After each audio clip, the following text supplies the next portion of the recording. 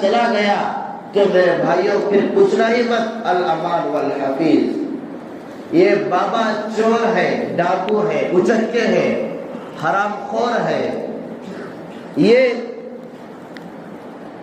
ان کے دروازے پر جو آتا ہے ان کا جیب بھی خالی کرتے ہیں، بسا اوقات ان کا ایمان بھی لوٹ لیتے ہیں۔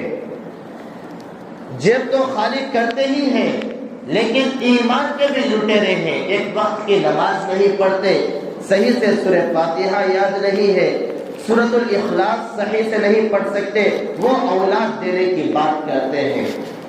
مشہور مقولہ ہے کہ مرغ دے دو اولاد لے لو، یہ پہلے زمانے میں ہوا کرتا تھا سستی کہ مرغا دے دو اولاد لے لو، لیکن آج کل بہت مہنگا پڑ گیا ہے۔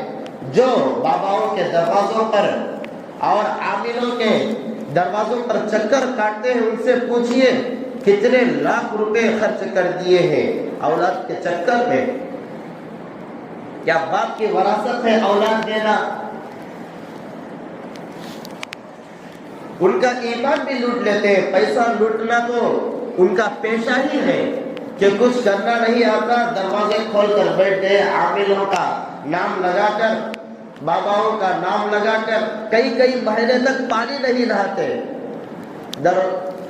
درگاہوں پر بیٹھ جاتے ہیں، بازارات پر بیٹھ جاتے ہیں، نماز بھی نہیں پڑھتے۔ پوچھتے اگر کوئی پوچھے تو نماز کیوں نہیں پڑھتے تو ہم دل میں نماز پڑھ لیتے ہیں، ہم مکے میں جا کر نماز پڑھ لیتے ہیں، یہاں پر بیٹھ کر منکھا رہا ہے لیکن کہتا ہے کہ ہم مدینے میں جا کر نماز پڑھ لیتے ہیں، میرے پھر کھانا اچھا دبا کر کھاتے ہیں۔